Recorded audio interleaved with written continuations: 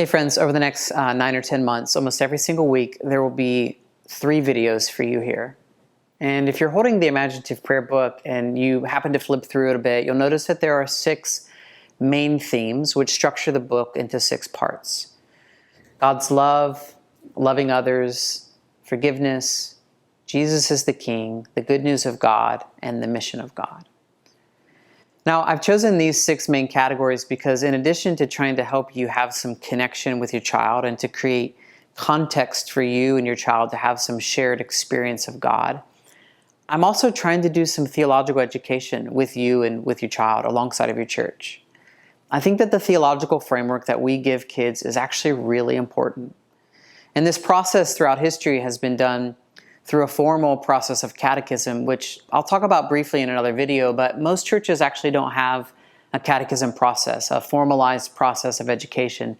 And most catechism programs are really about teaching doctrine, or what the church refers to as dogma. And this is just a list of what a church believes. But theology is the work of exploring how these beliefs are understood. And right away, you may notice that everything I've just said is happening up here in the head. We often fall into this trap to believe that discipleship happens in the head. It happens at this place of belief. But discipleship happens here. It happens in the heart. And my work through Imaginative Prayer is designed to help you and your child begin to navigate some theological concepts that you might come across in a catechism class. But rather than focusing on belief and memorization, which is what those classes tend to do, I'm more interested in your experience of God, and I believe that God is more interested in your experience of God's self. And so in each of these 6 themes, there are 6 imaginative prayers that introduce you to that particular theme. And the idea is that you would engage in 1 prayer a week with some thinking and some journaling and some conversation with your child about that particular prayer. So each week, there will be 1 imaginative prayer video. But before each imaginative prayer video, I'll try to do a little teaching around the work that this imaginative prayer is meant to do, the experiential or the theological concept that I'm trying to get across in each prayer. And I'm going to try to do that in around 5 or 6 minutes each week. So I'm suggesting that you listen to the short teaching before each imaginative prayer first to help you understand and to begin to chew on what it is at the heart of the imaginative prayer that I'm trying to get across. And then my suggestion is that you immerse yourself into the imaginative prayer process yourself, to experience the prayer for yourself. There's this really concrete principle in the contemplative tradition that basically says this: you can't give away what you yourself don't have. And so I want you to have an encounter with God, even just a little one, before introducing your child to the material. And once you've been able to experience the material for yourself, maybe you've spent some time alone in prayer, listening to me lead you and guide you through the imaginative prayer, then you can set aside just 15 minutes with your child.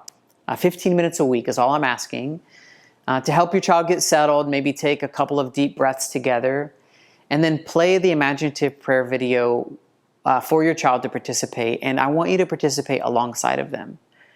Close your eyes when I ask you to close your eyes. Really enter into it with your child. They'll be following your lead, and at least at the very beginning, until they get a hang of it, they're really going to need you to model for them what it looks like to pray in this way, to pray with your imagination. So after each imaginative prayer video is another video that is also for you as a parent or a teacher. And this will be a short video in which I give you some things to think about throughout the week. Maybe some conversations for you to try on with your kids as you go to the store together, or maybe you go on a walk together. And the goal is not to necessarily make it through all of the material that I've given you or all of the activities that I suggest. The goal is connection. And so the questions that I'm going to ask you to begin encouraging to ask questions that are geared towards helping your child, they're there for you to make some connection to the experience and the understanding of God and their experience in that particular week of the imaginative prayer. So some weeks are going to go great and other weeks are going to flop. It's all okay. Just remember, they are getting more than you realize. And even when they aren't, it's okay. You can entrust your child into the hands of God. Your job is to stay connected and to be present. You're guiding neural pathways in their brain. You are helping form in their brain that you are a safe person in their life where they can talk with you about their experience of God and their questions of God and their understanding of Scripture. And if this last bit about the neural pathways feels like it comes out of left field, it's also okay. Let me talk with you more about this down the road. But here's a quick lesson in what's called interpersonal neurobiology. Neurons that fire together wire together. This has become a bedrock concept in the field of neurobiology, and it has come to be referred to as Hebb's axiom, after neuropsychologist Donald Hebb, who first used the phrase in 1949 to describe the pathways in the brain are formed and reinforced through repetition. So the quick lesson here is that every week as you engage your child in the work that I have described above, as you build this habit and rhythm, not perfectly, but consistently, what we hope is happening is that your child has a positive experience of prayer and relationship, of connection, followed up by healthy conversation. As that happens, your child's brain will begin to associate spiritual experience with a positive connection to you.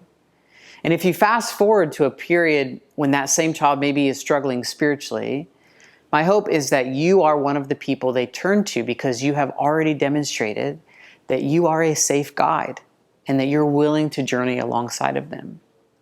The goal is not perfection, friends. The goal is connection.